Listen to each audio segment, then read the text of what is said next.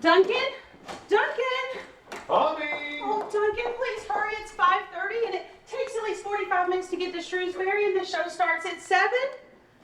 Meg, I am moving as fast as I can. You know I normally don't go out in the evenings. I just can't get organized.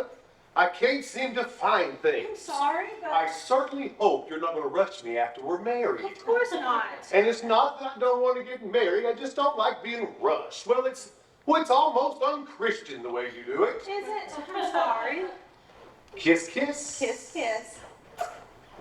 But Duncan, we can't be late for this. If you want the truth, I don't particularly want to go anyway. How can you say that? Oh. It's Shakespeare. Scenes from Shakespeare. How often do we get a chance like this living in York, Pennsylvania? Not very often. Thank you, Lord. Duncan. Now, who's in this again? Oh, it stars these really two wonderful actors from England, Leo Clark and Jack Gable. I saw them do a show like this in Philadelphia about 2 years ago. I told you about it. Don't you remember? Did you? Oh, I think I love the theater more than anything in the world. And I heard that language. It was just rolling over me in wave after wave. I love it, Duncan. Nonsense. I do.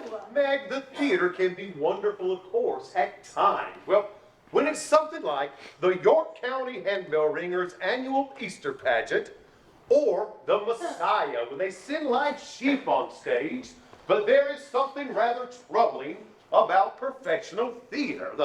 The people are just, well, they're so theatrical. Duncan. Loose and flamboyant. That's not how I... Well, take these actors of yours. What did you call them again?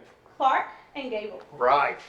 They're fantastic. Meg, they are playing in the Shrewsbury Moose Lodge. Can't be that fantastic. Well, they must have had an open date on their touring schedule, but... Well, you know, the theater has never looked very kindly upon play-going, or the church has never looked very kindly upon play-going as a phenomenon. Now, as a way of Duncan, possibly... please, can we go now? It's late and you promised. All right, I'll start the car.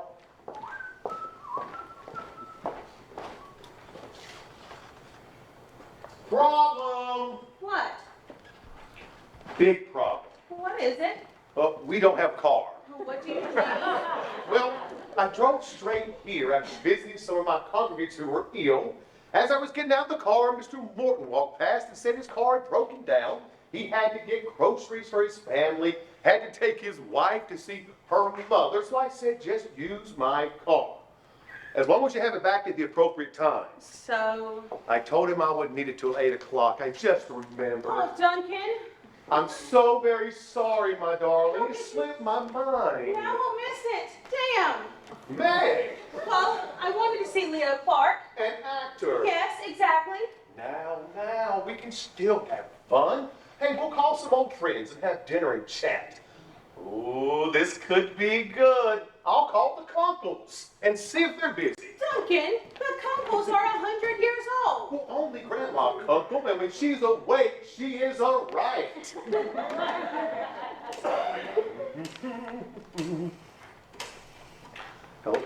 Hello? Is this Grandma Conkle? Oh, Duncan. You shake my nerves and you rattle my brain. You make me nerves like a man sing. You broke my will, a bull three. Goodness gracious, great balls of fire. I let you love all I thought it was funny. You came along and woo, honey. I changed my mind, the story's fine. The gracious, great balls of fire. Kiss me, baby. It was good. Oh, baby. Well, love the shoe. You're mine. So kind. Got to get this world. Everybody ready for a good time tonight? All right. All right. Well, thank you, ladies and gentlemen. Ladies and gentlemen, thank you. And welcome to the June 1958 General Meeting of the Loyal Order of the Moose, Shrewsbury, Pennsylvania, Lodge number 84. Awoo! That was pretty good, but I think you can do just a little bit better. Let's try it again. Awoo! Oh, that's a good one. All right. Now, we hope you're having a heck of a good time tonight and that you're all looking forward to the very special buffet spread we have waiting for you across the hall, prepared exclusively by Pie Meyer's Pastries and Pig Trotters. Their motto is, we go the whole hog and use the whole hog. Thank you, Carl Pie Meyer and family. Now, tonight, I have the honor of presenting what you might call a divergence from our usual monthly entertainment. In April, we brought you Hee Haw Hokum, a night of ferocious fiddling and hillbilly hilarity that, as you'll remember, raised the roof and brought the house down. Then in May, we saw the one and only Mr. Presto, whose amazing feats of prestidigitatorial perfection brought us standing to our feet. Well, folks, tonight we're plowing some new ground and giving you some very special entertainment entitled, believe it or not, Scenes from Shakespeare, starring two actors who hail from London, England. Coming to us direct from their last engagement at the Elks of Scranton, please give a Moose Lodge welcome to Leo Clark and Jack Gable. Awoo!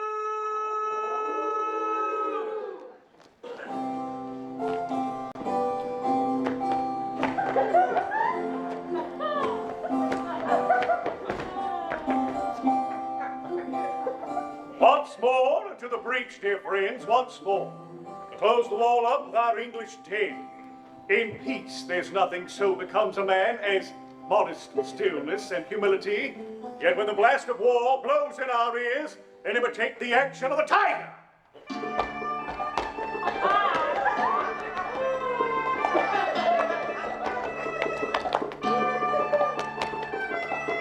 Hold up thy head, vile Scot. Thou art Harry Monmouth. And thou art Hotspur, the rebel lord who comes to take my throne. A plague on both your houses. Ha ha! Stay back, I say! Ha ha! I will not yield, for now is the winter of thy discontent. And yet tomorrow, and tomorrow, and tomorrow, creep in this petty base from day to day to the last syllable of recorded time. Ha ha! Ha ha! Ha ha! A horse, my kingdom for a horse. Ha ha! Ha ha! Oh, Harry, thou hast robbed me of my youth.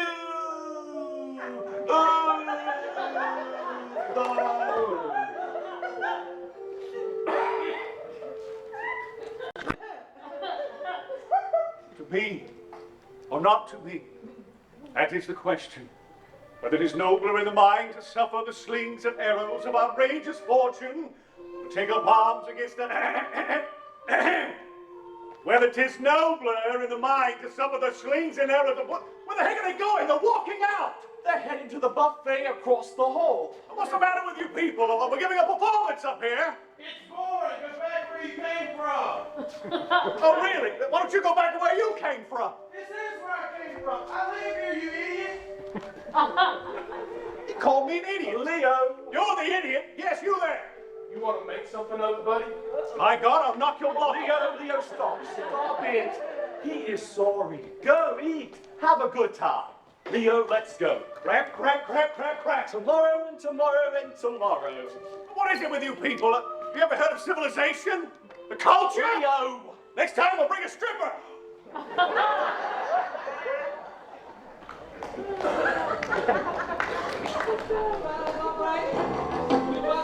Drive a man insane. You broke my wheel, a bull of three. It's a race to ball to fight. I'll let you love all I call it is money. You came along and woo, honey.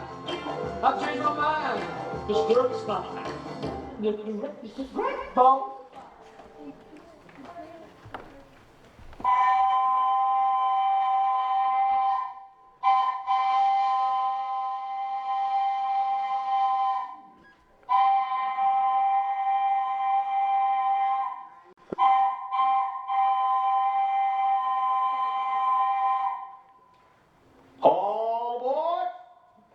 Pennsylvania line, East Coast local, stopping at Loganville, New Salem, York, Goldsboro, Harrisburg, and points north. Please watch your step entering the train, East Coast local, all aboard!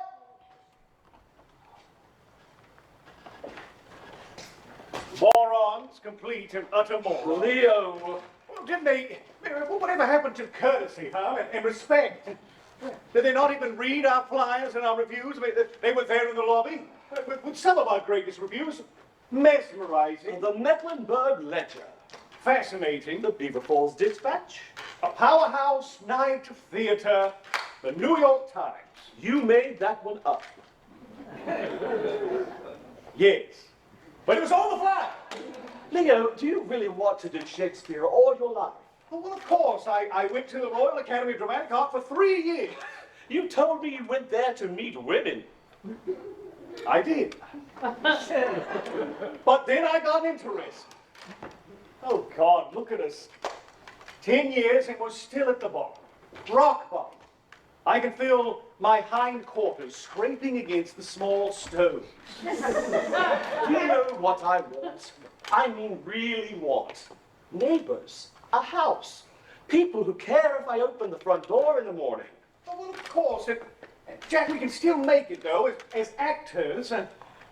All we need is a break.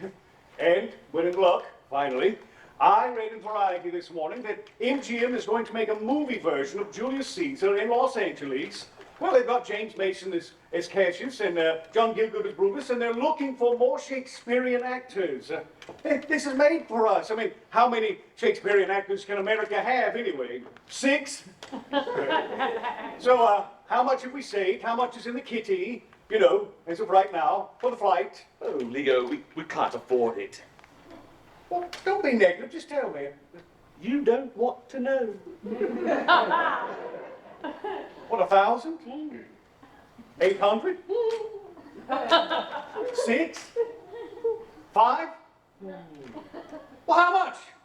Nothing. No, really. We don't have a dime. What about last night, the show for the Moose people? They wouldn't pay us. What? I would write up to the great Yak. He said 6 of his members resigned at the buffet. One more soliloquy, he would have lost the herd. Those cheaters, those crooks! Maybe we should do a whole play next time like we used to. Oh, yeah. Oh, what a wonderful idea. Except we only have 2 actors and what, 7 costumes from different plays? Well, in a pinch, we could do one Gentleman of Verona, The Taming of the Merry Wife of Windsor. All right. What you do about Hamlet? All right. It's just, Would you like some breakfast? Maybe they have a cafe car. can't afford it, remember? I lied. I have $1 left. It's on me.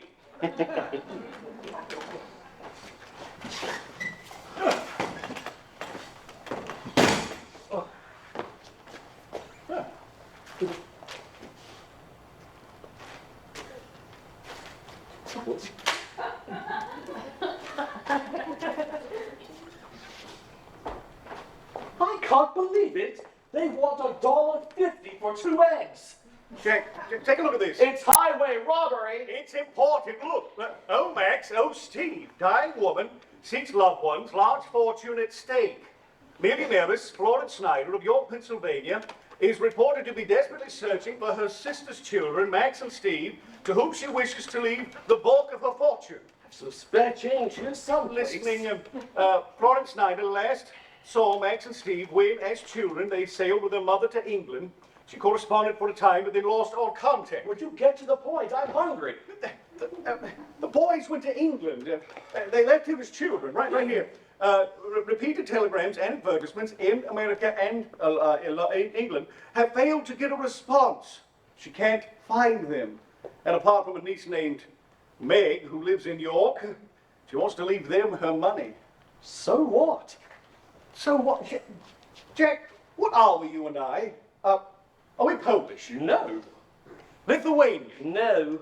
Hungarian? No. No. We're English. We have English accents. And look at us. We can be brothers. We even look alike. You can be Steve and I can be Max. Us, her nephews. Bingo. But we're not her nephews, it's a lie. Not necessarily. You know all your relations? Oh, stop it. I can't pretend to be someone else. Besides which, it's illegal. They could put us in jail. Jack, Florence Snyder has been searching for her nephews for months now, and she can't find them. So we wouldn't be hurting anybody.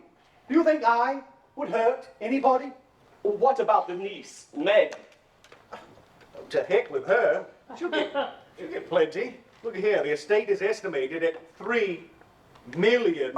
So instead of $3 million, she gets $1 million. And you get $1 million. And I get $1 million. $1 million. Jack, we could start over. From the beginning. Try again. Make something of ourselves. But Leo, Jack, please. she could have seen pictures of her nephews in the past couple of months.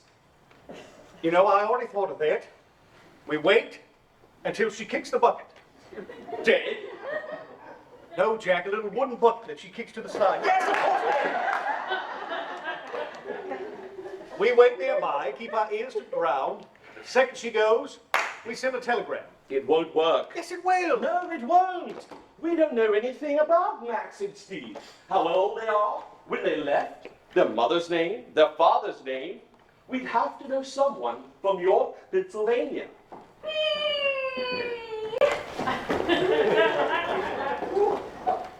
Oh, thanks. Hi. I bet you're wondering why I'm dressed like this. Well, it is very cheerful.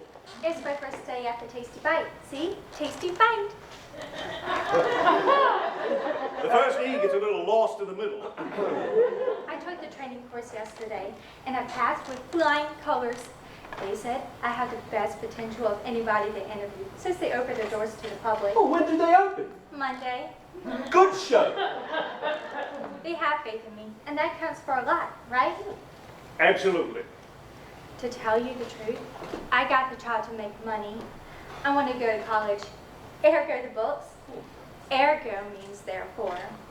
I mean, I know it's a commute and I'll live in New York, but I figure it's worth it if it helps me get to college. You live in York? Yeah, York, Pennsylvania. yeah. You wouldn't know Miss Florence Snyder by any chance? Are you kidding? When I worked for a doctor, she used to come in the office like every day. Do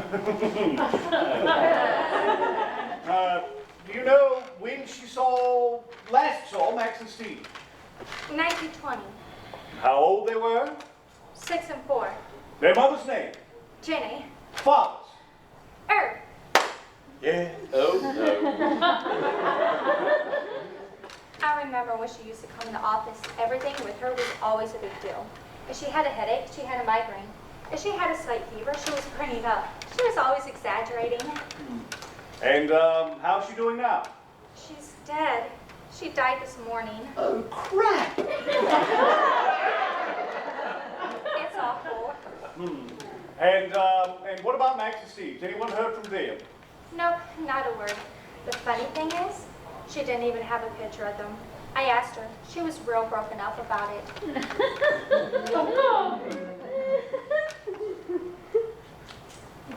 Oh, she said that she thought that the older one, that was Max. She thought Max was in theater. In the theater? Oh, no. Fate, Providence! If it be now, 'tis not to come.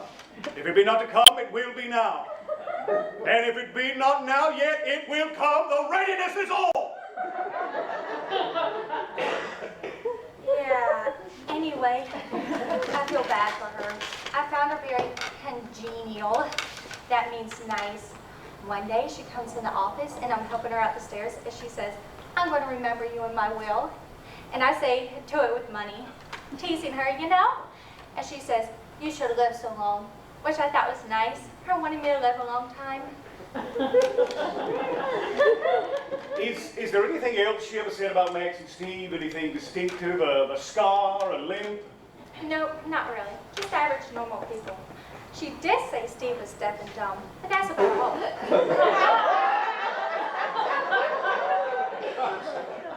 Deaf and dumb.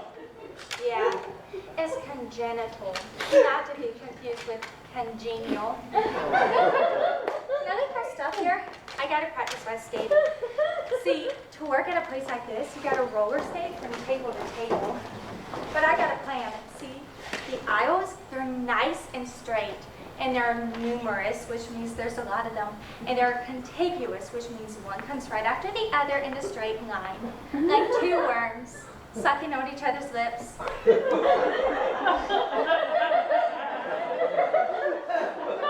My name's Audrey. Jack Gable, like Clark Gable, without the cleft in the chin.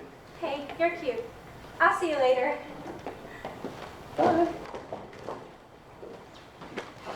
She thinks I'm cute.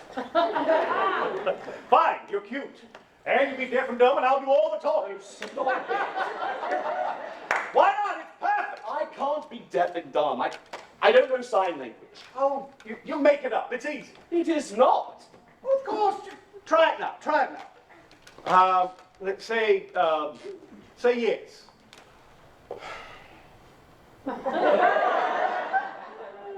No.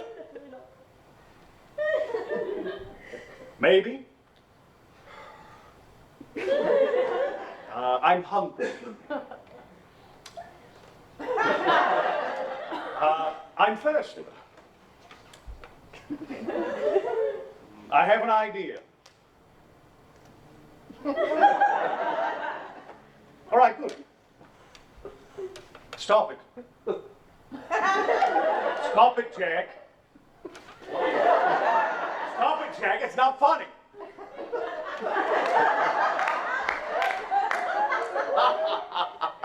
Oh, I'm sorry. I'm sure it's not real sign language. Oh, whatever. We'll tell this a new system. Signing for the simple. Now, we'll tell them you can't hear anything. You read lips, but only mine. Now, the problem here is Audrey from York. She's heard you talking. So, in order to play Steve, you'll need a beard or something. I look terrible in a beard. That's not the point. Let's see. Here, try that on. No, Just try it. it looks fake. Because it is fake. Put it on. Here. This. Here. That'll really make it come together.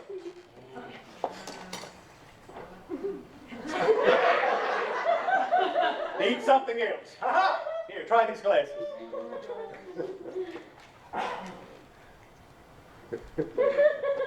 Perfect. Even I don't recognize you. Hi. Sorry. I forgot my towel.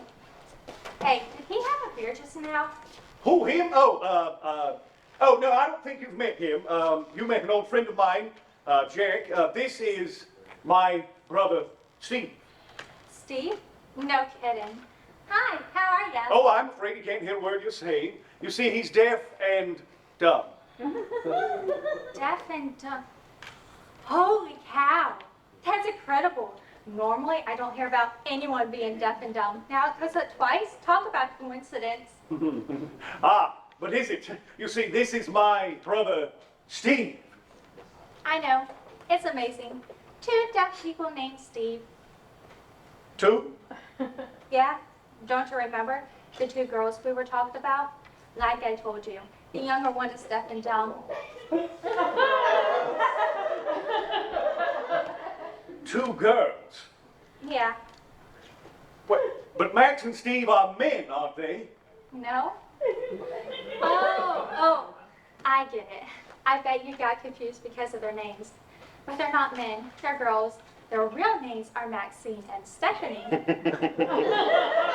Maxine and Stephanie. Oh, that's just great. Hey, you just talked. Amazing. Are you absolutely sure that they're girls? Sure. I talked to Miss Snyder about them like 100 times. But the paper didn't say they were girls. I bet you just missed it. Most people don't read carefully. Quite right. Here it is. Right here, it says girls. Right here. Girls. You know, you talk Real well for a beginner. Well, if you excuse me, I gotta practice my skating. Congratulations! You're making terrific progress. Thank you.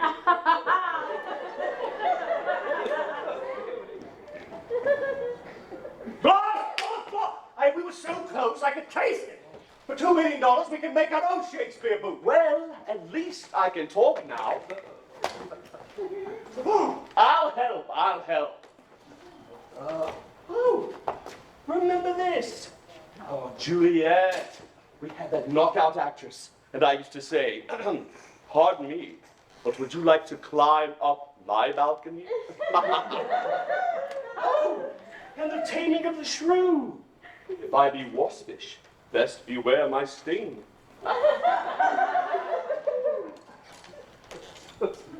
If it be now, 'tis not to come. If it be not to come, it will be now. No. Yes. No. Yes, we can make it work. No, we won't. I will not play a woman ever. I don't do that. The question is, for $1 million, which dress do you wear? Stop it. You cut that out right now. Just stop it. Oh, I remember this one. Cleopatra, Queen of the Nile. You look ridiculous. Oh, I look fabulous. I'm not doing this. Are you listening? Will you? Let's see what we can. Oh. Now, wait. Now, this one does have a plunging neckline. They wouldn't believe me. I'm not a good actor. You get great reviews. Because you write them.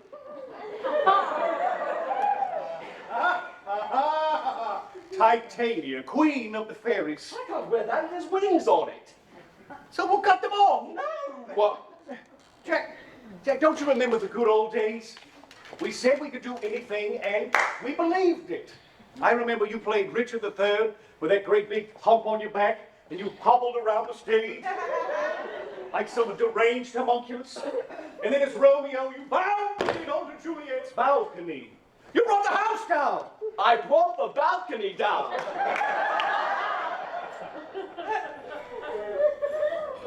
Just that one night. But Leo, those were all men. I can't play a woman. Why not? Because I'm a chap, a bloke, a guy.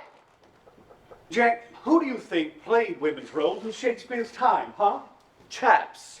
Right, exactly. Now, how did they do it? Small brassieres.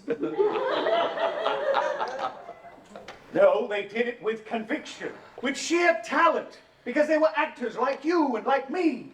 If we can pull this off, we'll be successful actors. We can start over, go to Los Angeles, get another chance. Jack, it's the role of a lifetime. Will you rise to the occasion? Will you meet the challenge? Will you fulfill your destiny and save your best friend from a life of crushing disappointment and defeat? Yes or no? No! I'll take that as a yes! Now, here's what we do.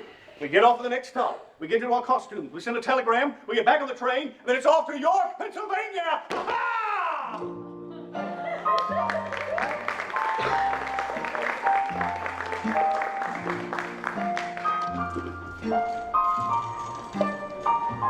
Chances are, 'cause I wear a silly grin the moment you come into view.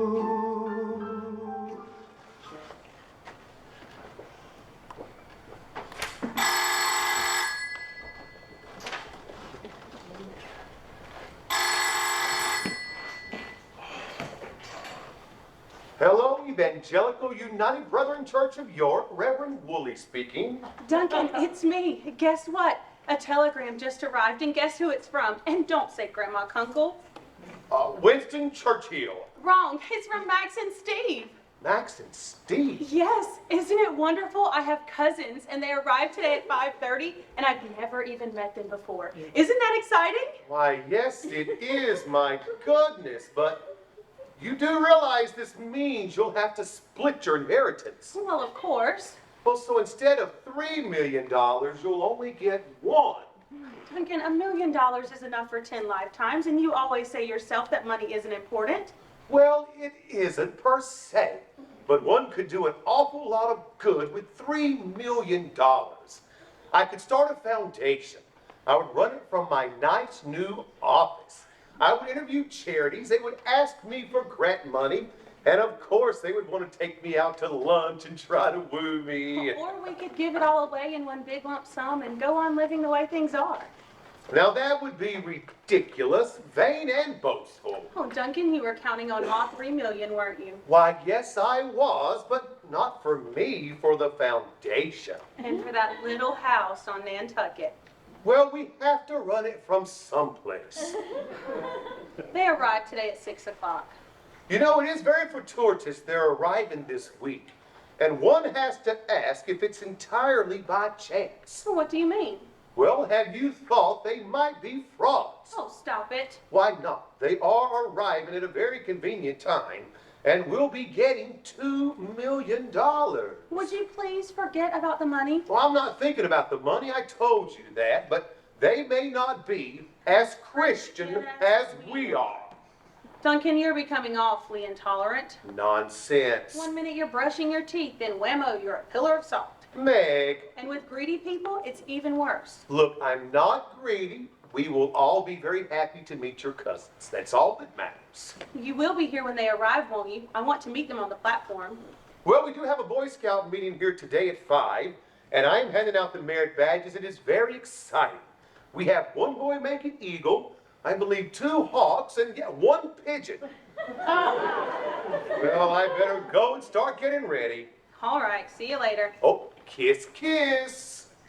Well, it's 1 for the money, 2 for the show, 3 to get ready. Now go, cat, go, but don't you step on my blue suede shoe.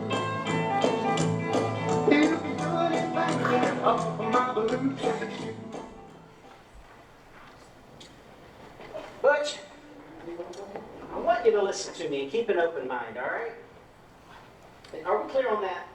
Yes, Father. The point I'm making is it's just as easy to go to bed with a rich girl as it is a poor one. Father. The 2 women coming off that train will be as rich as Croesus. Marry one and you'll be set for life. But I'm in love with Aldrin. Butch, sow your oats by all means. Plow the field, till the soil, water the fruit. But marry for cash. Father. Butch, look at me. I'm not joking. I married for love. Biggest mistake I ever made in my whole life. You could have had Meg, for Pete's sake, before she got engaged to our anal retentive minister. But Meg is my best friend. People do stay friends after they're married, Butch. I read about it in a book once. Hey, Meg. What's eating him? He wants me to marry someone with deeper pockets like one of your cousins coming off of that train. Butch, are you in love with Audrey? I think so. Well, how does she make you feel? Happy. How do you make her feel? Happy. What do you want to do about it? Sleep with him. What else do you want to do about it? Marry. Well, what are you waiting for? A comet? Well, well, well, greetings all. Well, look who's here. It's the Reverend Do-Gooder. Well, good afternoon, Dr. Death. Kill any patients yet today? No. But I did enjoy your sermon Sunday. It was the best. Sleep I've had in weeks. Oh.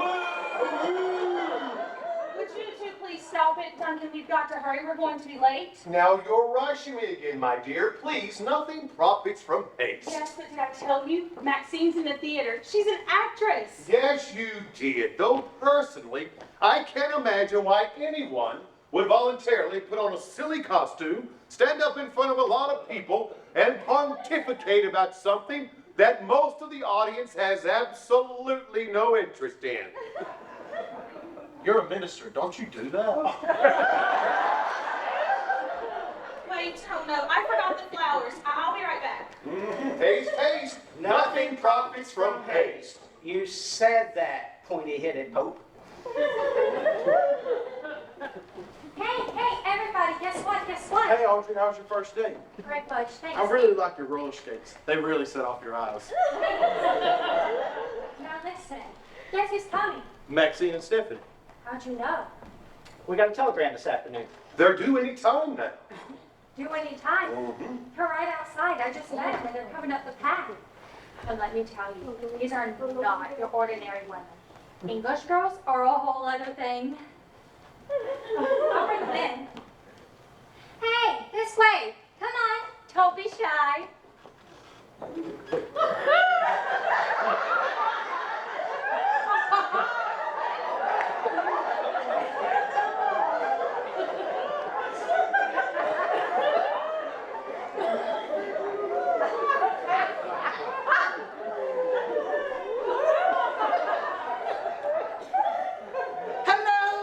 Hello, my darlings. Oh, how wonderful it is to arrive at long last into the bosom of my own dear family.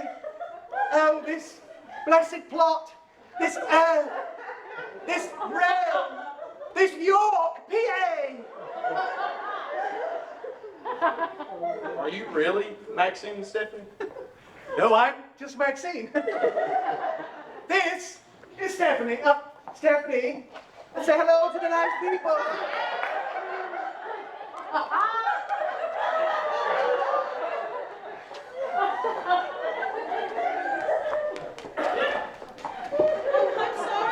I'm sorry, I'm late.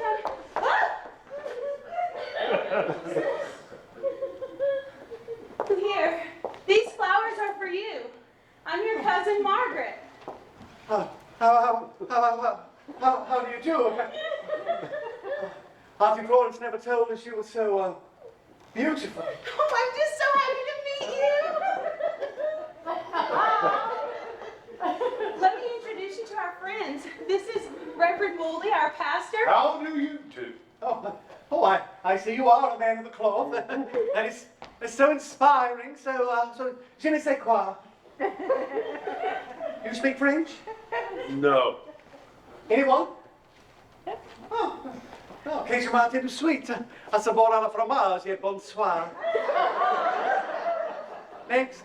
This is Dr. Myers, who's taken such good care of Aunt Florence. Oh, how good of you to bother. If you ever need an operation, just call. I do plastic surgery on the side. It's not my side that needs it, it's my face. Next. This is Butch and Audrey. She's my girlfriend. We're gonna get married soon. Over my dead body. Oh, and wouldn't that make an unusual ceremony? Do you take this woman standing on this dead body to be your wife?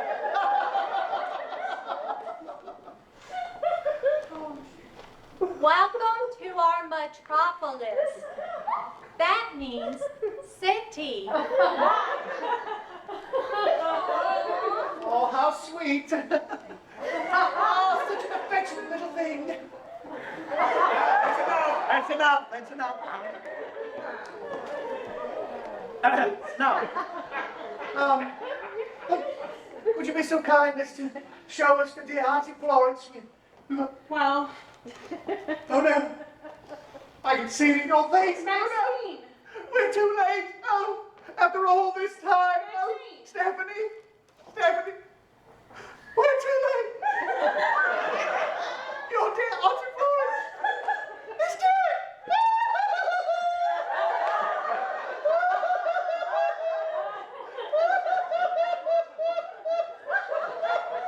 Maxine, you're not too late. She isn't dead.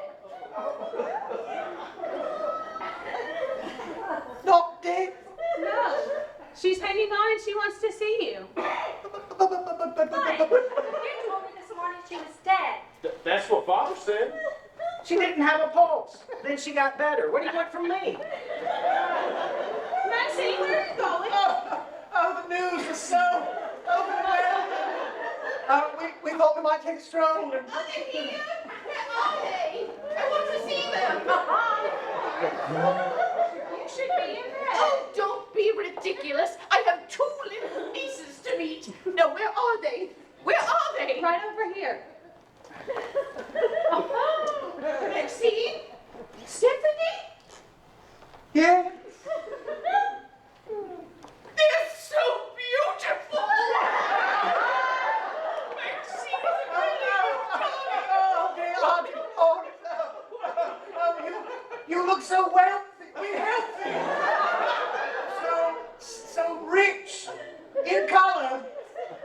are loaded with charm. Age cannot wither her, nor custom stale her infinite variety. That must be Stephanie. No, that was Shakespeare. She thinks you're dead. Hold on. Stephanie, brace yourself. This is your dear Auntie Florence.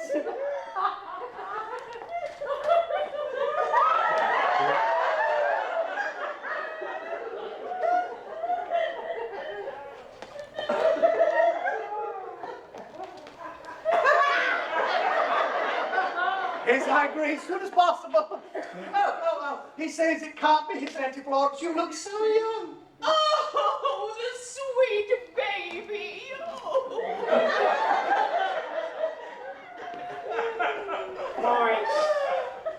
Florence, you should be in bed. Oh, be quiet, murderer. You told everyone I was dead. I could have been buried alive. I made a mistake. It happens. You don't make mistakes? Not like that, I don't.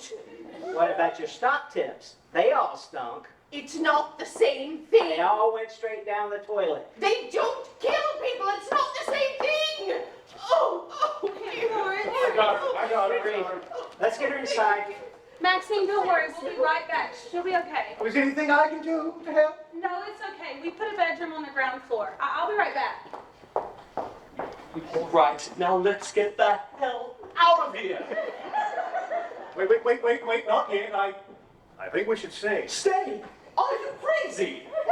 Well, this could all still work. I mean, why not? Because she's still alive. And she's really mean. She can't last much longer. I mean, she must be 1,000 years old. She can linger. Old people do that. They linger out of spite. I say we give it a couple of weeks. A couple of weeks? Are you crazy? I have wings on. I feel like I'm in Charlie's Aunt Meets the Fairy Queen. And where the hell did this Maxine creature come from? I have no idea. Well, she's from another planet. She's possessing you. It's like the invasion of the body snatchers. All right, how about this? We take it a day at a time. We spend the night, and if anyone gets suspicious, we reconsider. No. Jack, it's worth it. No. $2 million. No. Jack! Take me quick, Jack.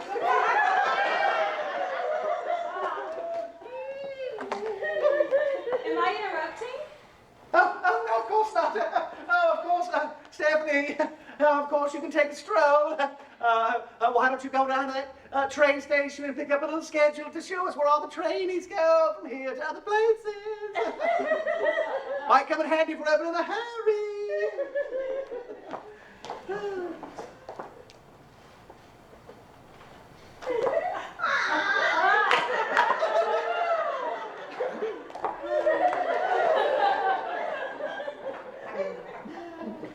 Now, how is dear Auntie Florence doing? Well, I'm afraid it doesn't look very good, but it's been like this for months. But at least you made it before anything happened. She got to see you after all these years. That means such a great deal to all of us. Thank you. But, oh, I don't know how to say this. Could you tell me one thing about yourself? Well, I suppose so. Well, it doesn't matter, and I don't mean to pry. Now go ahead. Well, is it true that you're really in the theater? Oh, in the theater. Oh, yes. Oh, yes, absolutely. I am in the theater. Yes, absolutely. Oh, this is so wonderful. My happiest memory is when my father took me to Philadelphia to see my first Shakespeare. It was Twelfth Night, my favorite. Oh, my senior project at the Royal Academy was 12th Night. The Royal Academy of Dramatic Art in London? Yes, Oh gosh, you're my hero. I am. Can I tell you a secret? If I could do anything in the world, I mean, if somehow things changed like magic overnight, all I'd ever want to do is be an actress. I want to recite Shakespeare every night and let the words tumble out of me like a waterfall. I want to play Rosalind and Juliet and Cleopatra. Do you specialize in anything? Specialize? You know, comedy, tragedy? Oh, I do a little bit of everything. comedy, tragedy, comical tragedy, tragical, comical, historical, pastoral, scene, individual, and poem unlimited. I once did a command performance not too long ago for the Queen of England of Twelfth Night. What did you play? Duke Orsino! This is Fair Love, the Lady Olivia. Oh, God, I'd give anything to have seen you in it. Do some for me now. Would you, just a little? Now? Yes. Yeah, but I couldn't. Please? Oh, no, you embarrass me. A few lines, please. I know it all by heart. I'll do Viola's lines. She's my favorite character in all the plays. What I am and what I would are as secret as maidenhead. To your ears, divinity, to any other's profanation. Good madam, let me see your face. But have you any commission from your lord to negotiate with my face? You are now out of your text. We will draw the curtain and show you the picture. Look you, sir, is it not well done? Excellently done, if God did all. 'Tis in grain, sir, 'twill endure wind and weather. Oh, if I did love you in my master's flame, with such a suffering, such a deadly life, in your denial I would find no sense. I would not understand it. Why, what would you? Make me a willow cabin at your gate, and call upon my soul within the house, and write loyal cantons of contemned love, and sing them loud even in the dead of night. Halloo your name to the reverberate hills, and may the babbling gossip of the air cry out, Olivia! We should get married. What?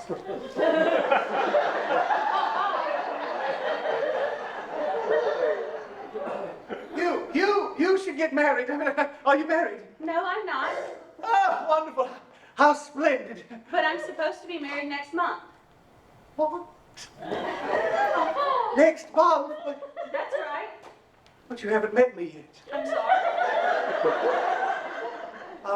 Met me. Oh, met me. It's an old English expression. It means to live life to the fullest. From the French, met moyer. But my dear, who is the lucky man? Duncan, Reverend Bully, you met him just now. Him? But my dear, you don't have an engagement ring. Well, Duncan says that engagement rings are earthly symbols of material wealth. So you mean he's cheap? And where is the honeymoon? He doesn't believe in honeymoons either, but can I tell you a secret? Someday I want to go to Paris.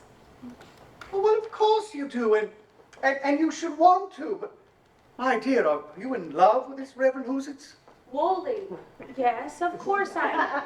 You see, he was friends with my mother and father here in York, and they passed away when I was very young. But he was kind and he helped me through it, so that means a lot to me, that we can talk about them. How? I think that's what love is, don't you? Having something you can share and letting it grow. No, my dear love. Love is lightning. Makes you ache and cry and laugh and scream. It lingers in your desires and makes you count the minutes to your wedding night, so much so that your heart stops beating in anticipation of it.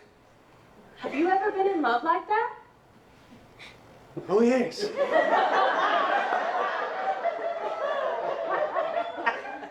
But what am I saying? I'm interfering and I shouldn't. I wish you every happiness in the world with that man, that Duncan, that Reverend Woolsack. Thank you. Maxine, can you stay for the wedding? It's 3 weeks from Sunday. Please say yes. Well, that all depends. I may have to see an old friend in New York, Leo Clark, one of the greatest actors in the English-speaking world. I'm sure you've heard of him. Yes, I have. You have? I saw him about 2 years ago in Philadelphia, doing scenes from Shakespeare. Oh, he was so wonderful, I fell in love with him. Is he your boyfriend? No. We're just very close. Inseparable, you might say. Oh, this is so wonderful. I was supposed to go see him last night in Shrewsbury, which is only 20 miles from here. In fact, we could go see him right now, unless... Maxine? Hello? I wonder. What? Shh! Don't interrupt. I'm getting the most marvelous idea. Margaret, what if Leo Clark came here to meet you and the two of you put on a performance of Shakespeare together? You're teasing me. I am not. Now listen, you get married in what, 3.5 weeks, right? So in honor of your wedding, we plan a special event to make it truly unforgettable. A scene from Shakespeare. No, a whole play. 12th night, starring you and Leo Clark. You are teasing me. I am not. Look, Leo is close by, and you are my cousin. And I would love for the two of you to spend some time together. He wouldn't do it. Of course he would. He's devoted to me. But he must be too busy. He must work all the time. Well, not all the time. But I'm not good enough. I'm no actress. Nonsense. I'm not. Margaret, I just heard you. You were marvelous. But I have no training. So he'll give you lessons, private acting lessons, which means the two of you will spend a lot of time together. Believe me, you wouldn't mind that at all. He'd hate that. He would kill for it. But Margaret, did you not just tell me not 5 minutes ago that you would love to be an actress? Well, here's your chance. And believe me, it isn't every day that chances, any chances, come along. So do it now, before life gets cold. all right, I'll do it. That's my girl. This is so incredible. Aunt Florence is giving a party the night before the wedding. We could do the performance then. Well, that's perfection. This is so incredible. But wait, you don't think it'll interfere with the wedding, do you? You don't think Duncan will mind? No! No, of course not. Leo Clark? Yes? The Leo Clark. The New York Times called him a living legend. It was on one of its flyers. I remember that one. So you'll call him Who? Mr. Clark? Oh, yes. No problem. Just leave it all to me. All right. Well, would you like to see your room now? You must be exhausted. I think I'll wait here for Stephanie, if that's all right. Oh, yes. You're sure? Of course. Anything you want. Anything? You just have to name it, and it's all yours.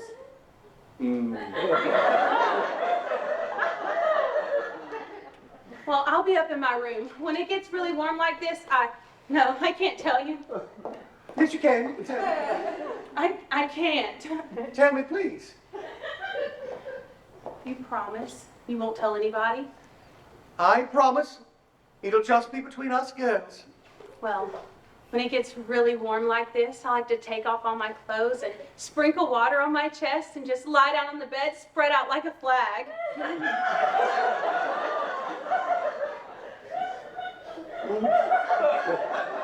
Have you ever tried it? I do it all the time. I'll see you later. Margaret, one other question. Which room is mine and Stephanie's? This one, mine. We're all sharing, the three of us. Isn't it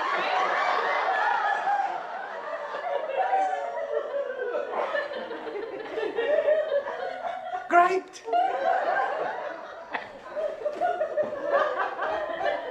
Oh, God, we're in trouble. Stephanie!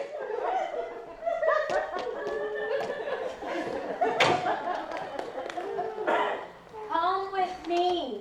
I'll show you where your bedroom is.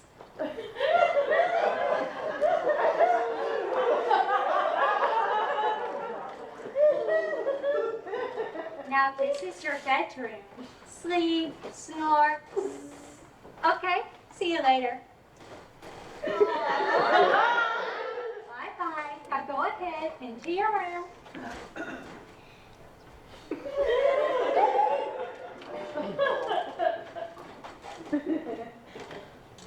Gee, what a nice girl.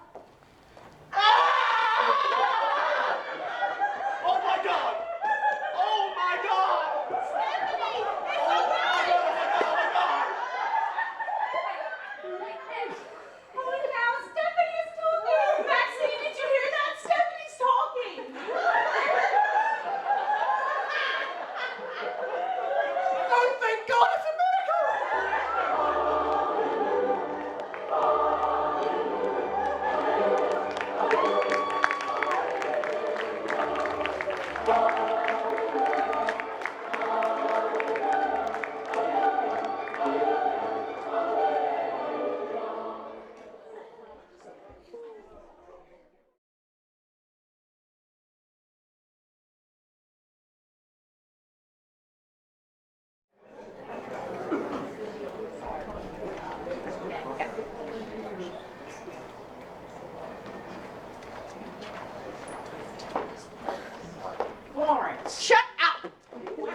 Please stay in bed. No!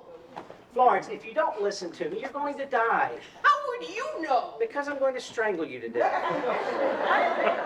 I want to see Stephanie. My baby is talking. Someone could have told me about this 3 days ago. You were barely breathing 3 days ago. You were on life support. Well, I still had ears. I could have listened. I could have nodded my head. Get back in the bed. Oh, Stephanie, Stephanie. I just heard the news. Oh, let me hear you speak. I need a drink. Oh, my heart. Did you hear that? The lightness, the tone. It's her mother's voice. Oh, dear Mama, so sweet, so gentle. When she entered the room, it was like a summer breeze. She weighed 300 pounds. Yes, of course, but so light on her feet. Oh, it's true, it's true. Now tell me, how does it feel speaking aloud for the first time? Is it exciting? Well, it is quite a surprise in some ways. In my head, I always sounded like Lucille Ball.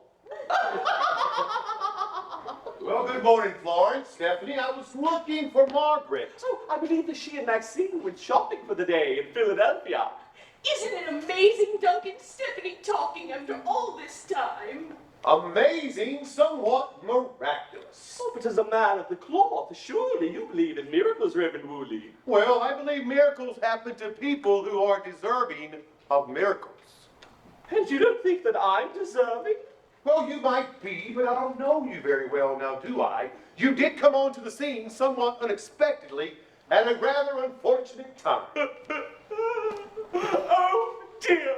I'm sorry if I'm a nuisance. I didn't say that. Perhaps Maxine and I should just go home. Oh, don't even think about it. But he said that we're unfortunate. I didn't say that either. Oh, Duncan, be quiet. Oh, but if he doesn't like us, then we should go. Oh, don't listen to anything he says. I never liked him anyway. Oh. Stephanie, come to my room. Actually, I thought I might take a walk. To my room, now. Yes, and Florence. Stephanie, Florence, I'll be back tomorrow. Oh, don't do me any favors, Dr. Cribben. Just stay away from me. Stephanie, Coming.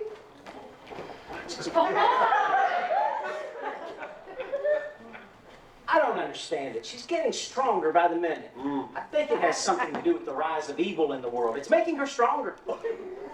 Doctor, don't you find it incredible that a woman who's been deaf and dumb since birth is suddenly talking like this? Well, there have been other cases like this before, medically speaking. Okay. Usually caused by a jolt to the system. Apparently, in her case, it was the shock of seeing Meg lying on that bed buck naked.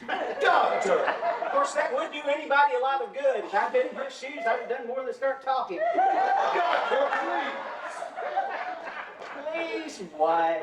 It's called living, Duncan. Sex, living, humor. Have you heard of these things? I have to go. I have patients to see. I have a real job.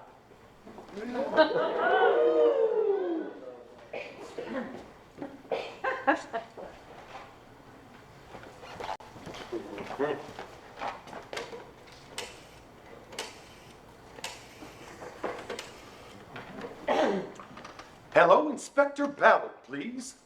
Ah, good, it's Reverend Woolley. Now, have you made any progress concerning the two women? Well, yes, I know it's only been 2 days, but no, I don't have any evidence. That's what I need you to find. No, I don't know they're frauds. I suspect they are. Well, why? Because they're odd. For one thing, they are very large women. Yes, I know people's sizes vary, but one of them has been deaf and dumb since birth, and now she's suddenly talking. Well, yes, I suppose I'm happy for her. Officer, look, I can't put my finger on it, but they're not being honest about something. They're sort of shady. No, they've not tried to get me into a card game. I'm a minister. I don't play cards. Well, yes, bridge occasionally. Duncan! Look, I gotta go. Just keep working on it. I'm gonna call you later. Bye. Oh, Duncan, wait till you hear. Maxine and I had the most wonderful day out shopping together. First, we went shopping at Saks Fifth Avenue, and I got this dress for the party. At first, in the dressing room, I couldn't even get it on. But then, Maxine helped me into it. Poor thing, as she was pulling it over my hips, she got faint. And then we had lunch at the Bellevue. We ordered snails, got our nails done, and more shopping at this little boutique where they simply worship Maxine. And then tea at the corner table at the Ritz, and I had a champagne cocktail. Ah, Is something wrong? no. I just would have liked to know when you were going, that's all. Well, I'm sorry I forgot to tell you, but Maxine says we should be spontaneous in life. Take chances, try new things, as they say in French. Met moyen. Margaret! Do you like it? Well, it's a little snug, isn't it? Well, maybe a little, but listen, I have to tell you something. Maxine and I went to a bridal shop and looked at wedding gowns. We agreed on business attire. I know, but Maxine says that it's so important for a bride to have a gown and a ring. She says it means so much to a girl. Now, hey, not all girls would agree with her there, right? Well, I do think a ring would be nice, Duncan. You do? Yes, I do. Well, why didn't you say so before? I did, but you weren't listening. No, you didn't. Yes, I did. You did not. We have to argue about it. We're not arguing. If you want a ring, you can have a ring. I just want to make you happy, you know that. Well, Maxine says that you have to pick it.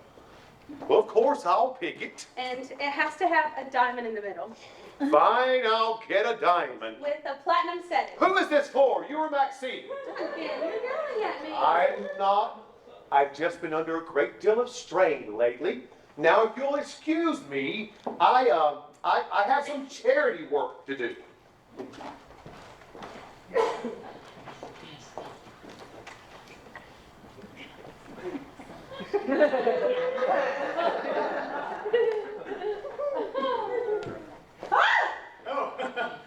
Sorry, excuse me, I'm looking...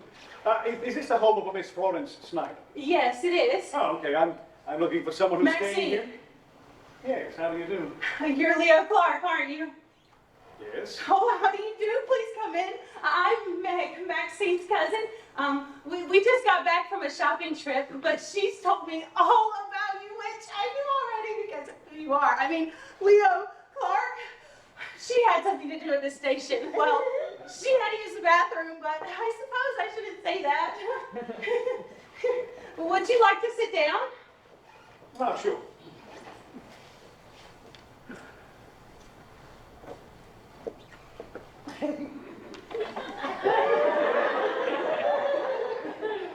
I just have to say how kind it is of you to come all this way. And I mean, if you want to back out of the play, that's fine. I understand. You're an actor, a real actor. You have a body, an instrument, a treasure. And my treasure isn't trained at all the way yours is.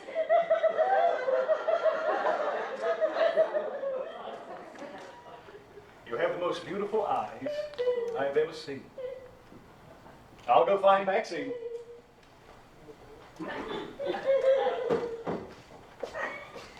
Margaret, did you have a nice outing? Are you all right? Stephanie, I just met the most intriguing man. I'm sorry, I forgot one thing. Oh!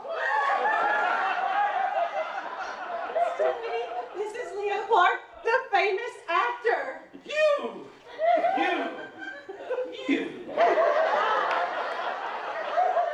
She's speechless. I know just how she feels.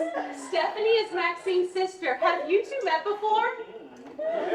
No, but she's even prettier than Maxine said she was.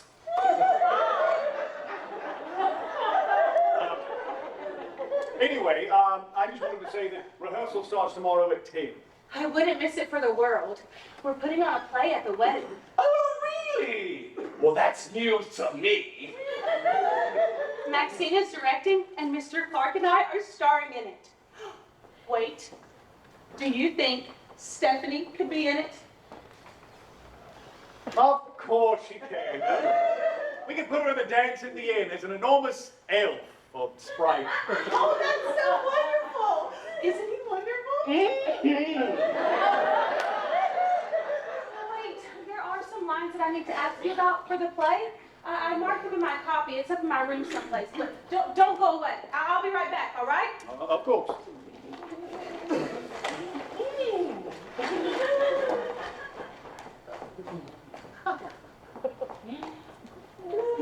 The bedroom is upstairs.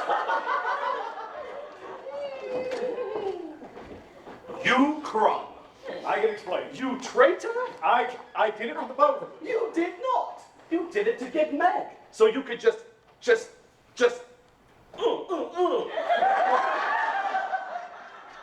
that's not true. You would put my entire life in jeopardy so you could have a little snog in the grass. No, that's not true either. You want to play the hero and wear trousers and fool around, while I have to wear this stinking dress and this damn brassiere.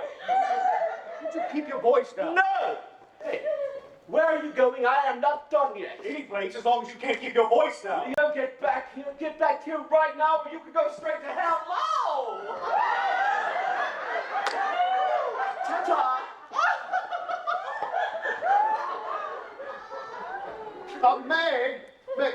Meg, get down here. Duncan, what is it? Where's Mr. Clark? Who? Leo Clark, the actor. He was just here. All right, fine.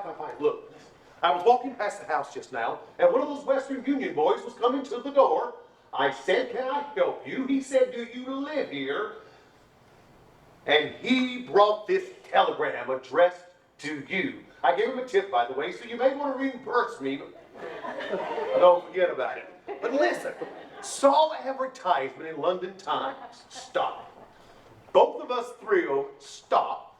Embarking from Southampton tomorrow, and we'll arrive at your house morning of June 8th. Stop. Love, Maxine and Stephanie. I don't understand. Understand what? It's obvious. These are your real cousins. They're arriving the day before the wedding. And the ones that came on Monday, those big, horrible, pushy creatures are both frauds. I knew it. It's going to be like old times. Dance with me, me darling. Duncan, this is ridiculous. Maxine is wonderful, and so is Stephanie. They can't be frauds. They are not your cousins. They've come here to fool you and take your money. I don't believe you. Well, then how will you explain that telegram, huh? Love, Maxine, and Stephanie? Well, I suppose. Wait, it's simple. They're the frauds. That's it. I'm sure. Oh, Margaret.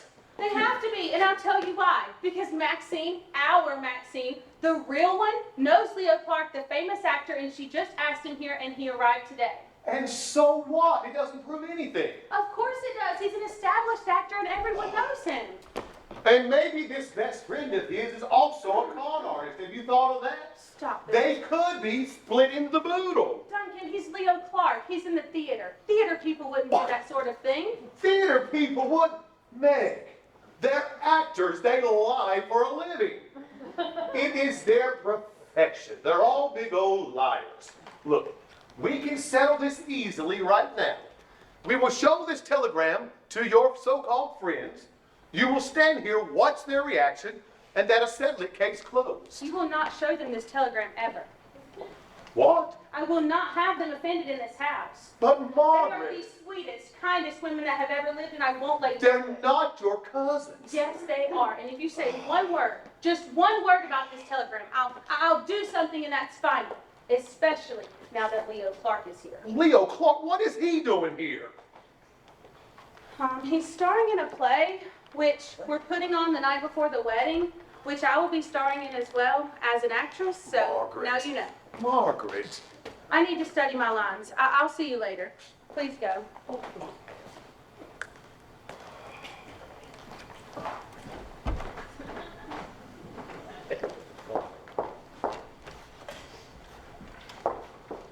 O time, thou must untangle this, not I. It is too hard a knot for me to untie.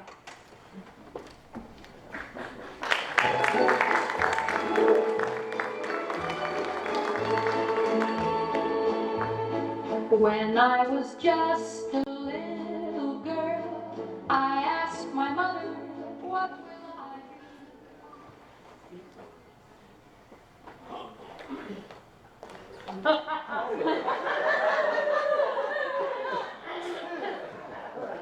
But Come on. No, Butch, now stop it. Rehearsal starts in 2 minutes. I'm not coming out. Butch, I'm telling you, it's a nice costume. You look terrific. Now, come on.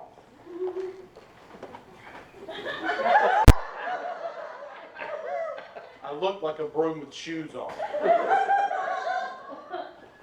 Good morning, everyone. Morning. This is Pierre. That is the glorious sun. Good morning. This brooch she gave me, I do felt and seed. On guard. Ha ha ha ha. What a plague means my niece to take the death of her brother thus. Item, 2 lips indifferent red. Item, 2 gray eyes with lids to them. Good morning. Morning. It's time for practice to begin, so let's start. Sofa, please. Oh, isn't this exciting? I just love rehearsals. Well, give us a hug. Give us another. Oh, give us. Sorry. Sit down, please. Hi, everyone. Sorry I'm late. One face, one voice, one habit, 2 persons. A natural perspective that is and is not. Thank you. Sit down, please. Now, our esteemed director Maxine has asked me to give you some notes while she's away scouting for props. I thought she did that yesterday. And she's doing it again today. She does that quite a lot now, doesn't she? Well, Stephanie, there are a lot of props for this play. And therefore, she just disappears. Exactly. Aha! That's very informative. Thank you, Leo. You good-looking hunk of a man, you.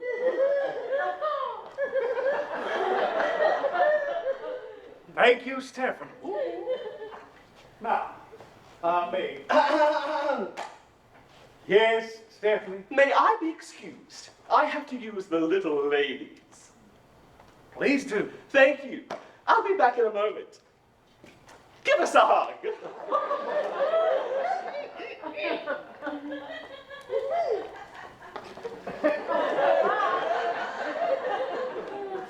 May, a general note, keep your head up so that we can see your face. Now, I also want you to articulate every word. My father had a daughter. Try. My father had a daughter, loved a man. As it might be, perhaps were I a woman, I should your lordship. And what's her history? A blank, my lord. She never told her love, but let concealment, like a worm in the bud, feed on her damaged cheek. She pined in thought, and with a green and yellow melancholy, she sat like Patience on a monument, smiling at grief. Was not this love indeed? All right, good, but keep practicing. Tongue, tongue. Was not this love indeed? Was not this love indeed? Very good. Doctor?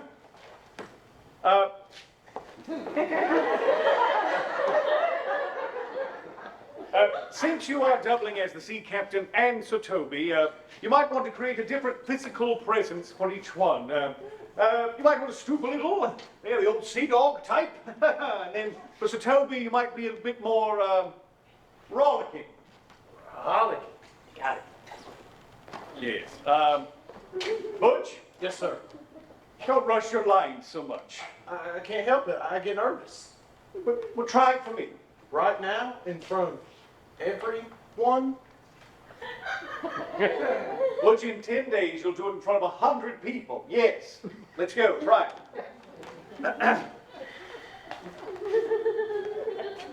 Well, part of the problem is you're too tense. You need to relax. Let's roll the shoulders. Roll the shoulders. Very good. Yes. Now, let's do the old elephant technique. That should come natural for you. All right. Let's swing a little bit like we were elephant trunks here. Yeah? Bend the back. Bend the knees.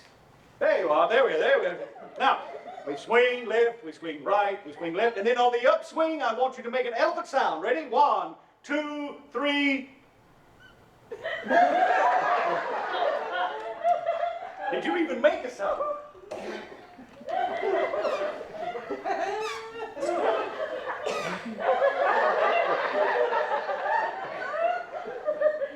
Perhaps you'd be better as a mouse. Let's forget that altogether. Now, bend the knees, bend the knees. But let your arms just hang to the side. Hang to the side. There you are. Now, more bending. Yes. Now, head up. We must see your face.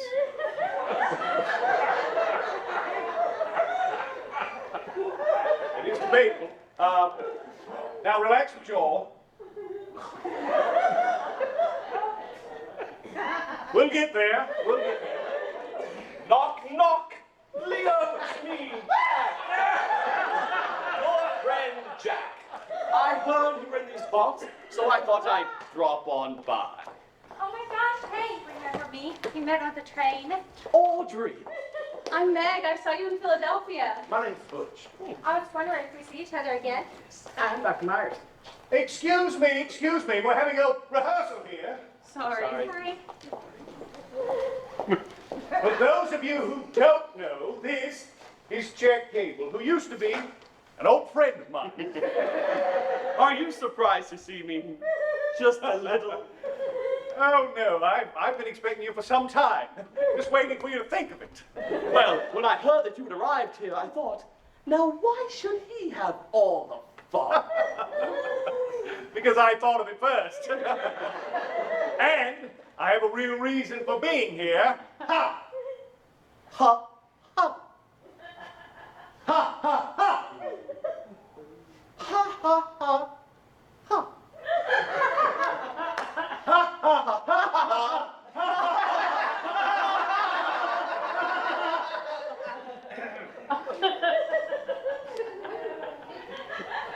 Would you sit down? We'll rehearse. Right. All right, Butch, let's go. Try it again.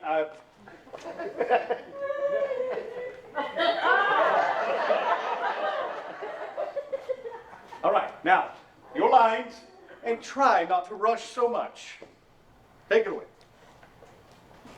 Sir, to the left, now, sir, to the outside, month, all out, match strokes, sometimes all together, night, tail, kick shots of every kind. Stop! That's too fast! I'm sorry, Butch, I'm sorry. I shouldn't have yelled. You know what? I think Maxine could help right now. She listens better than you do. You know, surprisingly, that is a good idea. I'll give everybody take 5.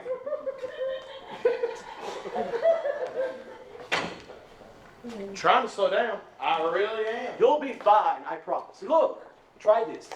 After every saying 5 words, take a breath and say to yourself the word Mississippi. I could do that. Of course you can. You can be a star. It just takes practice. Thanks, Dad. You're doing great, too. Come on, as they say in showbiz, let's run your lines. Hey, you're really nice, you know that? You know what? The feeling is mutual. Aw, get out of here. So what brings you to York, PA? The truth. Well, I've been having dreams about roller skating, and I thought of you. Gee, that's nice.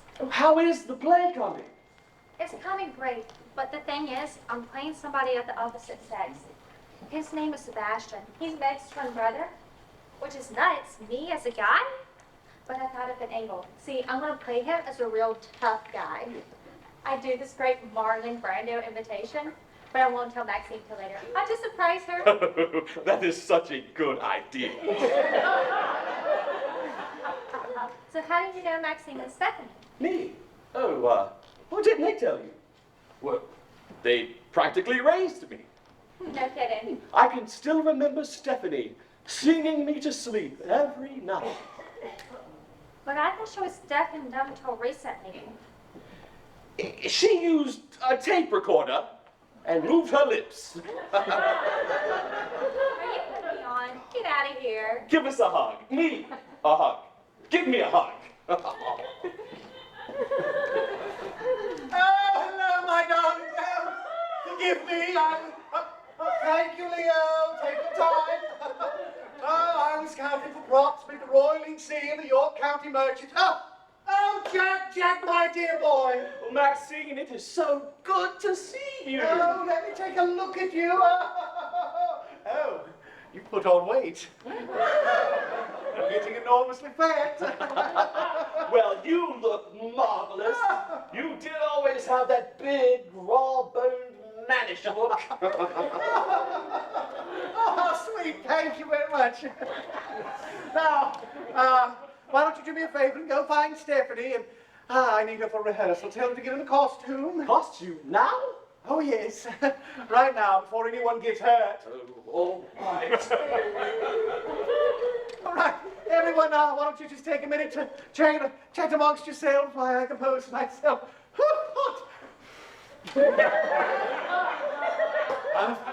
I'm afraid I've rushed too much.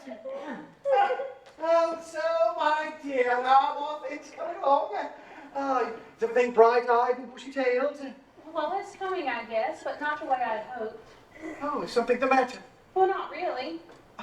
Well, not really. That doesn't sound very promising. Can you tell me about it? Well, there's just so much to remember. Head up, enunciate, move left, move right. You and Leo are professionals, and you work with professionals from the Royal Academy. And they're all sophisticated, and they know everything, and they've been everywhere. I just can't imagine what Leo must think of me. Margaret, let me tell you something. I'll say this once, and I don't want to say it again. You are an extraordinary woman, and you can do anything you put your mind to. And, well, everyone had to start someplace, and Olivier was born in some dinky little town in southern England, and Catherine Hepburn was born in Cape Cod someplace with a knife in her teeth. You are not defined by where you start, but by where you end up. And as for the play, there are only 2 rules for every actor. Remember your lines, and don't bump into furniture. That's my line, no cowards talk for me. Now, as for traveling or not traveling, you will get to Paris one of these days if I have to carry you on my back and swim. When you get there, you'll look around and you'll say to yourself, I was just as sophisticated before I left, only now I need a bath. All right? All right. Now remember, lines. And furniture. Got it. Maxine, thank you for staying for the wedding.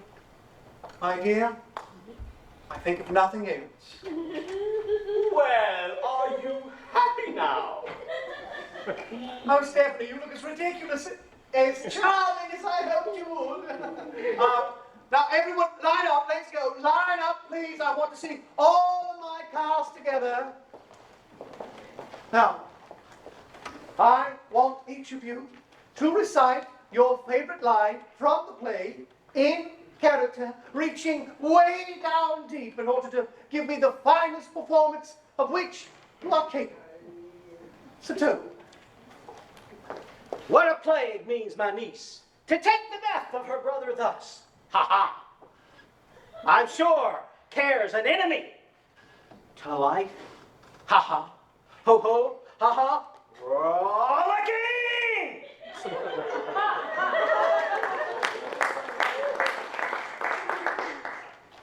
Methinks sometimes I have no more wit, Mississippi, than a Christian or an ordinary man has, Mississippi. Oh, had I but followed the arts, Mississippi!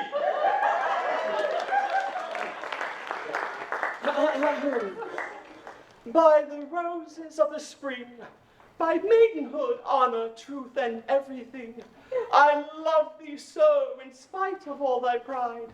Not wit, nor reason could my passion hide.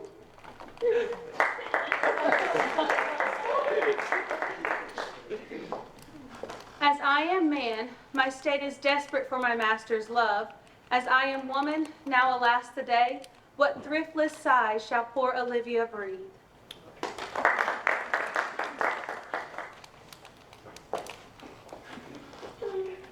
Oh, me. My stars shine dark over me. I seek in a strange land my sister, in hopes she is not drowned.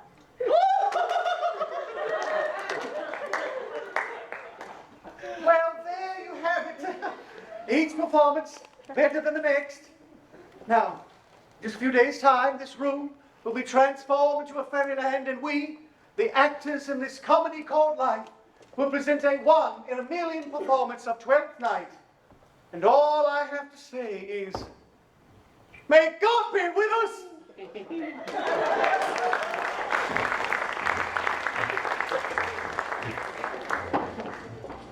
The sharp bit has such a teeth, and it shows that pearly white.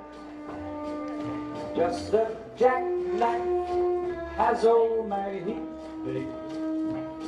and it keeps it out of sight. You know when that shark bites. Duncan, get in here. Florence, I'll be there in a minute. You old bat.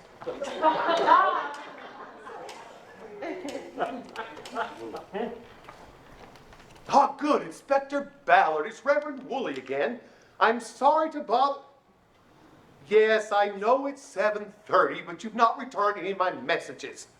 Now listen, I'm at Florence's house right now at the party, and Well, I'm sorry you were not invited, but I was not in charge of the guest list. Well, yes, the food is excellent. Now just listen. Remember I told you about the telegram from the real Maxine and Stephanie. It said they would arrive this morning, and they haven't gotten here yet. Well, of course, it has me worried. Well, yes, I am very upset, and I'm going to tell you why. Because Maxine, the larger one, told me this morning that she overheard Florence changing her will, and she's leaving everything to Stephanie, the smaller one. Well, yes, they're both large, but one's bigger than the other. Yes. Well, yes, I certainly hope Florence lasts forever, but it isn't very likely now, is it? Duncan! Shut up. All right, I tell you what I think you should do. You should arrest them both right now. Send a squad car over there. Well, of course you need evidence. That was your job. It's what you're supposed to do. No, I'm not criticizing you. I'm stating a fact. Duncan, where the hell are you? I'll be there in a minute, Florence. Look, just do something, but do it now. Thank you. I mean, damn!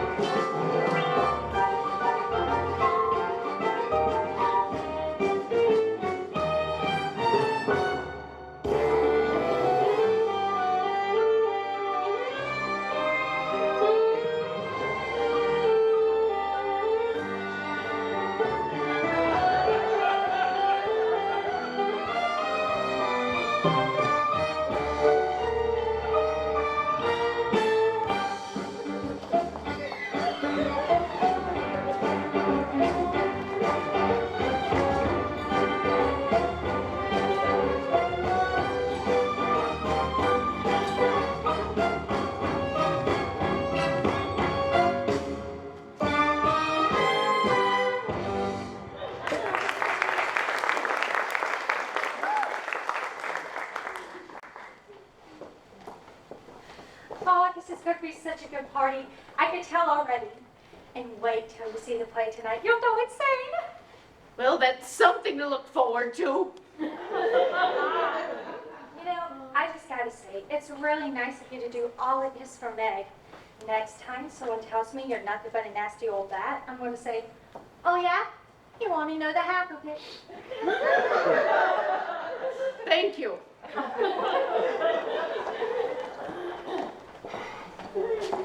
Jack, If I have to dance one more minute in high heels, I will kill myself. You should see them out there. Hip sway, hip sway. I'm telling you, it's a whole other sex. Jack, listen. We have to stop the wedding Stop it. Why? What are you talking about? so that I can marry Meg. Marry her? I thought you just wanted to. Oh. Jack, I'm in love with her. Oh, really? So you've been stringing me along this whole time under false pretenses. Well, what about Julius Caesar, and King Lear, and Hamlet? That's what you live for. Yes, I did, and I still want those things, if possible, but Jack, I'm in love, deeply in love. I want the house, the neighbors, the front door. That was my idea. Yes, and you were right. You were exactly right, and we're close. It could be us. Us? What have I got to do with it? Well, you and Audrey. What do you mean? We're friends. Jack, every time she enters the room, you start drooling. And last night, she told me that she's in love with you, that she wants to marry you. She said that. Woohoo! I knew it. Did she really say that? No. But you can see the effect that it has on Leo! Jack, please, you've got to do this. I've been trying for 3.5 weeks to convince Meg to leave Duncan, and I've gotten nowhere. She feels obligated to him. So, I have a plan, a final gambit. I want you to seduce Duncan. Offer him your body, as Stephanie, of course. What? Well, you see, this morning I was talking to Duncan, and I told him that I overheard Florence talking to her lawyer, cutting Meg and Maxine out of the will and leaving everything to Stephanie. Well, he's beside himself. He wants all the money for some foundation or something, but if you just give him the slightest bit of encouragement, he'll go after you. Now, here's the trick. Meg and I will be behind that screen, watching everything. We'll jump out and catch him the second he starts to undress me. Undress? Well, yes, it's like the old screen gambit in 12th night at School for Scandal. Are you crazy? Are you nuts? Jack, you have to do this. When Meg sees him for what he is, she'll let him go, and then I can marry her. No! Jack, please. No! Jack, you're my best friend. If I ever needed you in my entire life, it's now. I have spent the last 4 weeks of my life dressed as a woman. I can't take a bath without you guarding the door. And I have nightmares. Horrible nightmares. About talking braziers. Said a yes. Yes. All right, here's the letter. What letter? The letter to Duncan, you see? It tells him that you'll meet him at 8 o'clock and that you find him sexually attractive. Oh, God! You think, Jack? Yes? Oh, Jack, no, not here. All gone. You can ask her now. Huh? She's so shy. She wants you to deliver this letter, please. Sure, no problem. Hi, everybody. Has anyone seen Duncan? Duncan? Never heard of him. You care to dance? Well, all right. What you are,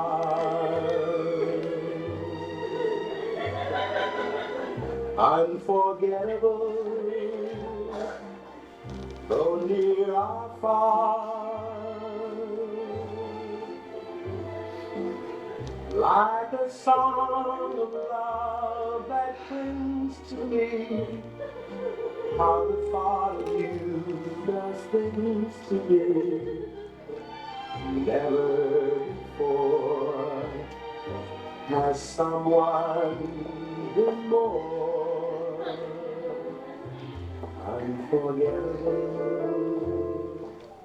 Isn't love great? One day, I'm gonna find just the right guy. And believe you me, on that wedding night in some big, soft, comfy bed, I'm gonna make him really happy. Give us a hug. Oh, Stephanie, watch your fingers. Oh, sorry. I think I should go. Bye-bye.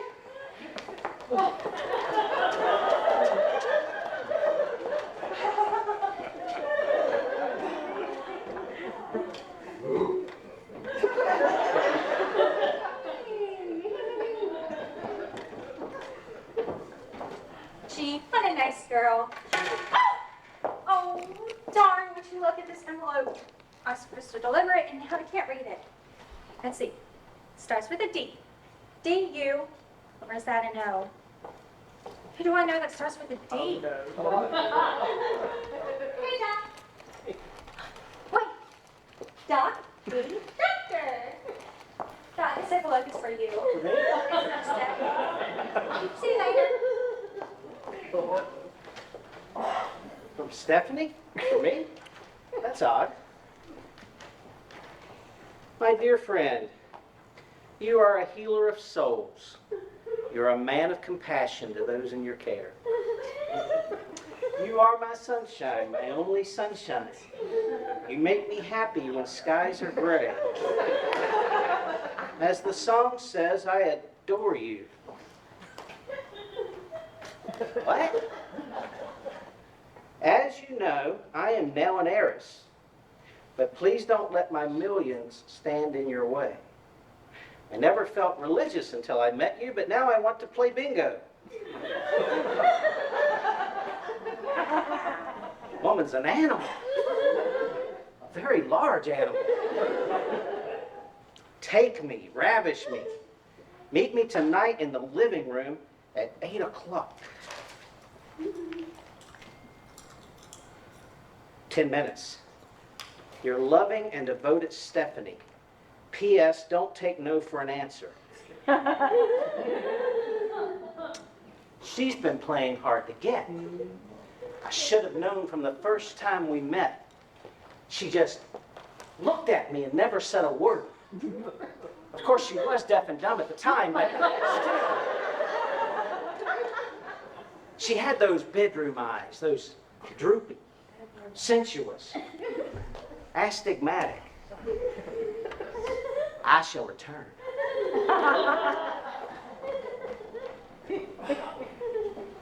Well, I can't believe it's finally happening, the wedding, I mean.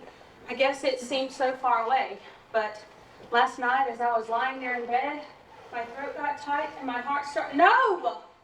Peg, I love you. Leo, stop it. I can't. I love you more than anything else in the world. I'm getting married tomorrow. Then don't. Not to him. Marry me instead. I can't. I promise, Duncan. But he's not right for you, Meg. You deserve a life. I have to go. You have to do some acting and see Paris and do some traveling. Listen, and I have a plan. All we have to do is stand behind that screen and watch Duncan try to make love. I have to find Maxine. I need to talk to her. Maxine, no, wait, no. No. Why, hello there, Leo. You early. Go away and come back. Hey, come back. Ah, I knew I was right. It's another telegram and it just arrived. Apologize for the delay. Stop.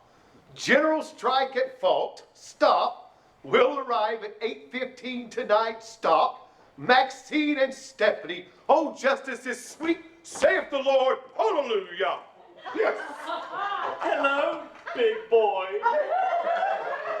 I beg your pardon. Oh, is that a chopstick in your pocket, or are you just glad to see me?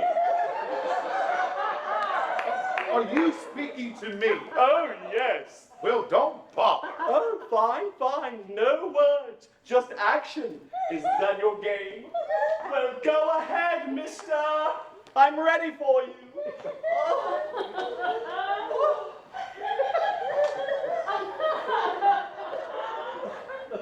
What's the matter?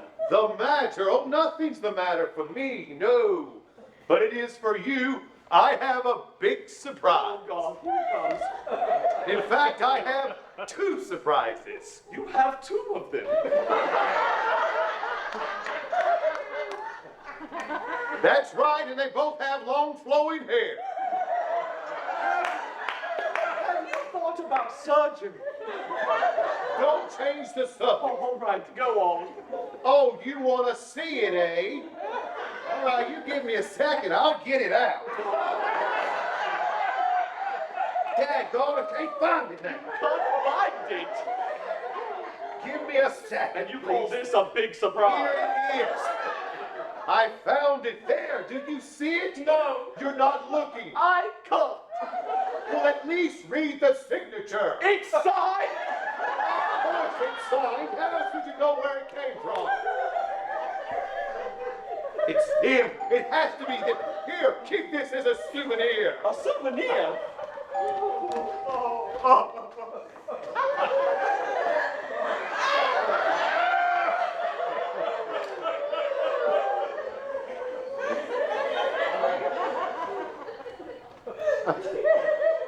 Hello, gorgeous. Oh, doctor, thank God it's you. I just had the most awful experience. Oh, you poor thing. You poor baby. You're upset, I can tell. Just sit down and tell doctor all about it. What are you doing? Am I doing something? Yes, now stop it. Stop it. Stop it, she says. Can I have a kiss? No. Ouch, give me that hand. Whoa.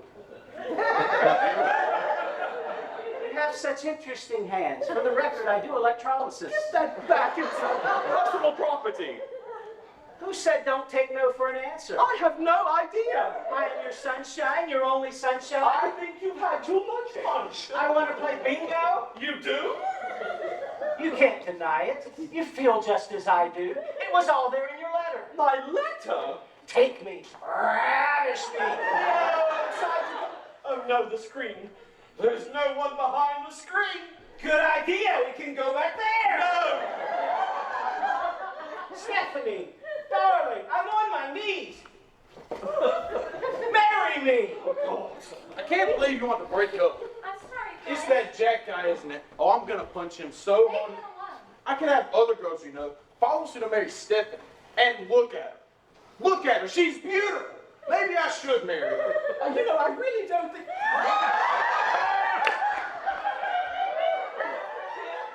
Butch, listen to me. I know this may hurt you a little, but Stephanie and I are in love. We are? Can't have her, Father. She's mine. She wants me, Butch, not you. Oh! Why you two stop it? Stephanie, darling, Hey, get your hands off of her!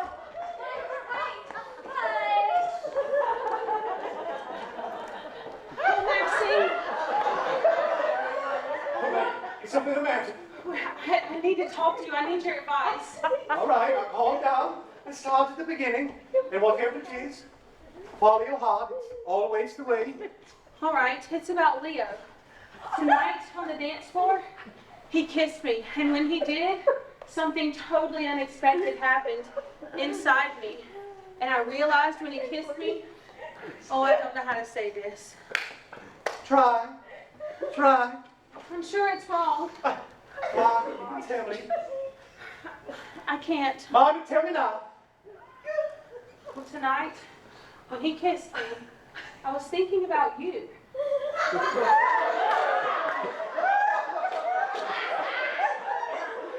Maxine, I think I'm in love with you.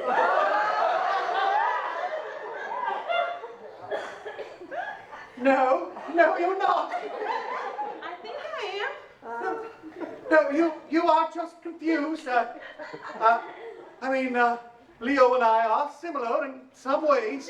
Like two halves of the same apple. I mean, do I love him at all? Yes, of course I do. He's funny and kind and, Sexy? well, maybe a little, but the thing is, I love you more. It just seems when you're not with me that something is missing, and I wouldn't have dared say anything, but I know you feel the same way. I can see it when you look at me, sort of cross-eyed with your mouth hanging open.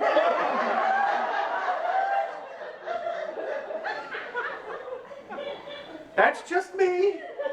Maxine, I'm being very brave and you aren't helping me. I'm trying to help. My dear, life can be complicated, and right now it's extremely complicated.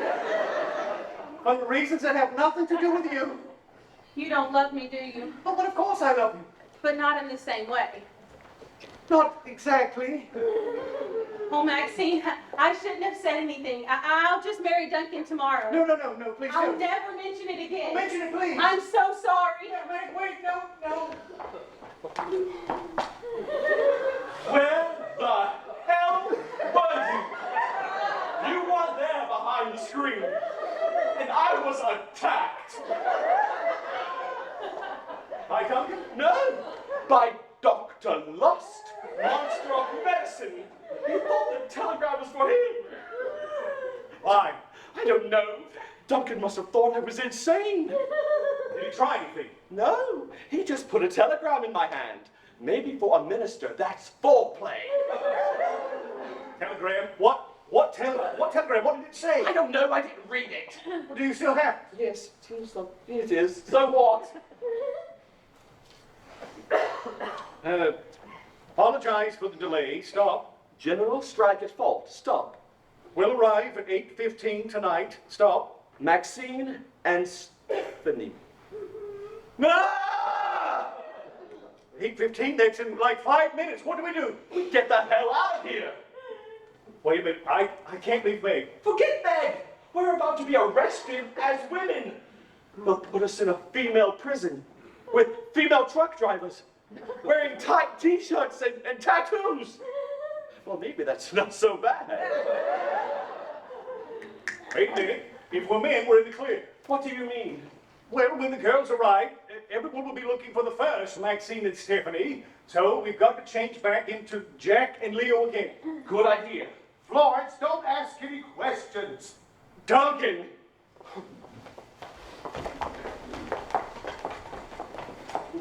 Florence, come on. I thought.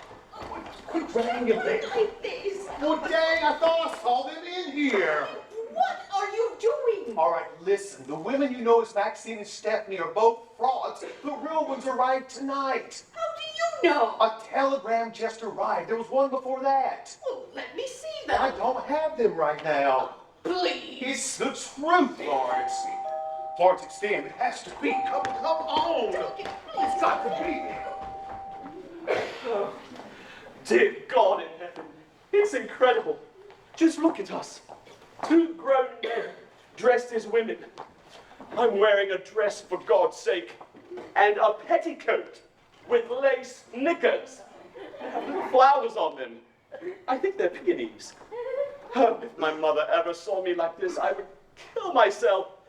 Oh, how did I ever let you talk me into this? You weren't complaining for the last 4 weeks while you were drooling over Audrey. Well, if I had gone along with it, you wouldn't have met Meg. Well, that's true, except now she says she's attracted to Maxine. Attracted? Attractive. But you're not even pretty as a girl. Look who's talking. Well, I can't be that bad. Because two men just kissed me on the lips. Well, one kissed me on the lips, the other Oh, tried. right. That's not the point. The point is, I'm in love with her. She's the greatest woman to ever walk the earth. I don't care if she's slow. I don't care if she's gullible. I don't even mind that squint she has in one eye. I'm in love with her. Oh, gee, that's really nice. Well, it's a lovely thought. I know just how you feel. but I need my clothes. All right. Just, let's see. So first, of course, we have to change out of these clothes and get into our men clothes, and then we got to find the girls. Oh my. And we have to tell them everything, but we have to do it just right, because all of this makes them look really, really stupid. Okay? Jack, wake up!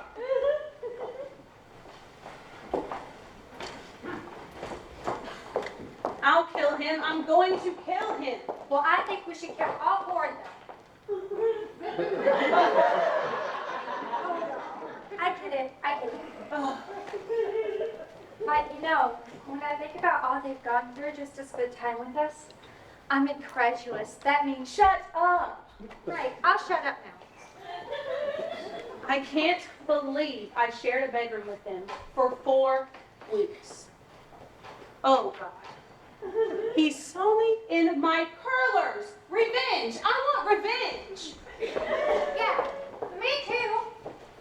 Audrey, Jack, there's something I have to tell you. well, there's something I have. Please don't interrupt. I've done something terrible. It all started 4 weeks ago. Leo and I were on a train. You know that. Well, we read that Florence had died and left her money to Max and Steve. But by this time, I met you. All I wanted to do was take you in my arms. But then you told us that her nephews were Maxine and Stephanie. Well, you see, we're actors, and we had all these costumes. And, well, the fact is, we dressed up as women. No. Yes, it was me, that lovely creature Stephanie. Wow. I know. But I didn't mean to make you look stupid. I did it because of your thighs. I mean, your eyes. I wanted to be with every inch of you. Your lips, your forehead, and I wanted your bust. I mean, your trust. I wanted a home so badly. A real home, with a picket fence and a little gate, and little Audrey skating to school every morning. And so I lay my soul at your feet and I ask, nay, I beg your forgiveness. Audrey, will you marry me? You are the most obstreperous, abominable, loathsome, odious, deplorable, despicable, obnoxious, vile, detestable man I have ever met. And of course I'll marry you. You just had to ask. Now give us a hug.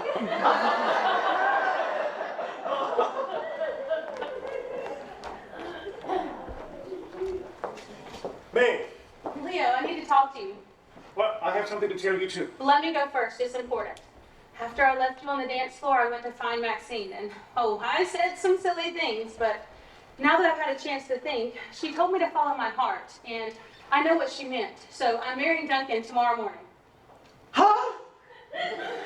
Follow your heart? That's what she meant. She wants me to marry him. No, she doesn't. That was her way of reminding me that honor and trust are so important. No, they're not. That's not what she meant.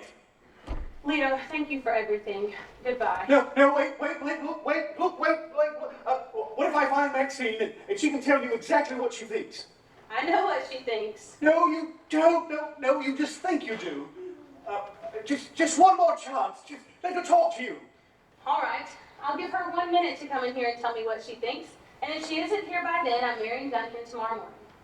Oh, and I want you here too. You and Maxine together, then we'll get it all sorted out. Together. That's right. Together. Leo and me and Maxine. I'll find her. I'll bring her, mail her. We'll be here. Shoot. Florence, I think come on. Margaret, we've been looking all over for you. I'm afraid I have some rather distressing news. Oh, don't listen to him. He's an idiot. Florence, please.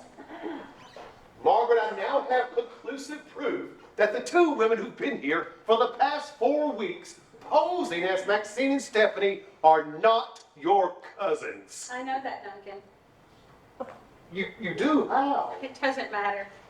Oh, well, I do have some good news. Your real cousins just arrived, and they're in the garden. And I don't particularly like them. That's not the point.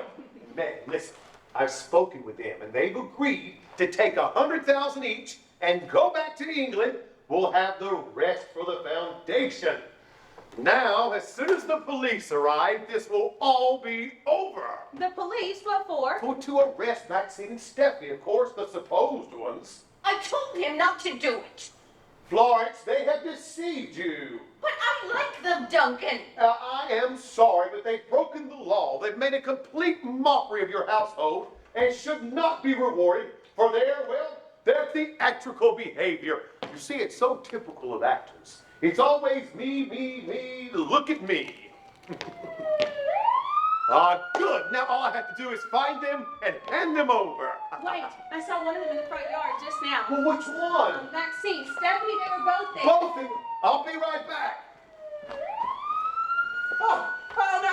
Now, Meg, there you are, my dear girl. You misunderstood me. I want you to marry Leo, that divine young man, and he's right outside. Leo. Leo, come on in, darling. What's that you said? Oh no, he's hurt his leg. Oh, my God. I'm so sorry. I'll go get him. You stay right there. Oh, Leo, my poor boy. What's the matter? I've hurt my leg. Oh, just put some weight on it. You'll be all right. Ow, that hurts. Meg, Maxine says that you should marry me, but I've hurt my leg, so I let her do all the talking about it. You poor young man, you're so brave. Of course you should marry you and not Duncan. Well, why don't you go in there and tell me? I go right now. Meg, he's hurt his leg. But he's so kind and handsome. Leo, and such a stop lovely young man. Leo, she's talking to you. Pay attention. Would you please stop it? I know you're Leo, and I know Stephanie is Jack. I know everything. You do? Yes, now go. The cops are here. But I can't leave you, Meg. You have to. You'll be arrested. But I love you. I know that, and I love you. You do? Yes. Will you marry me? Yes. Wait a minute. I came here to steal your money. I know that. Oh. Now, if I were you, I'd get the hell out of here. Aren't you even a little surprised? Why? Because I'm old? Now listen carefully.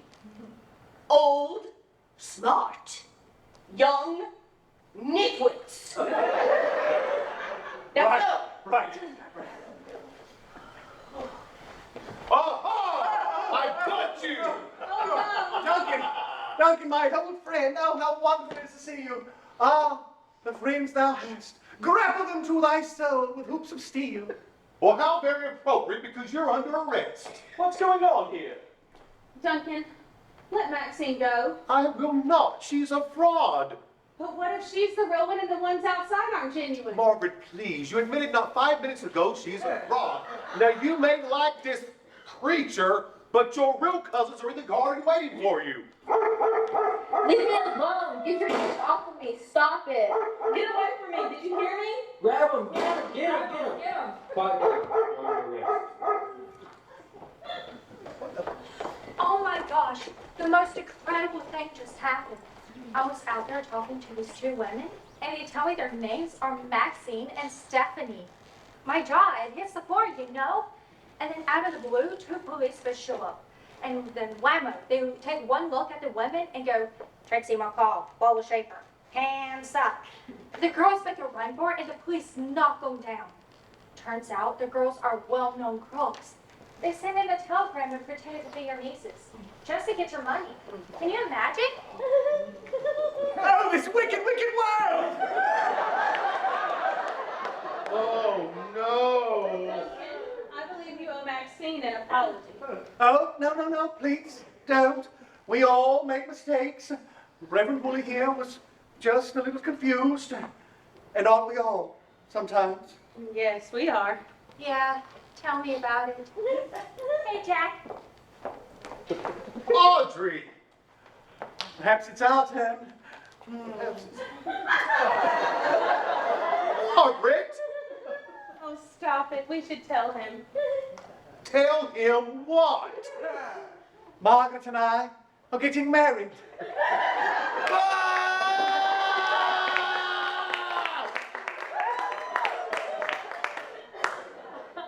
Don't you get any ideas, Florence? You're too old for me.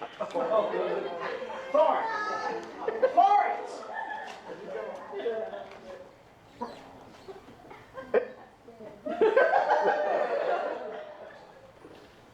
She's gone. Oh, no. Florence.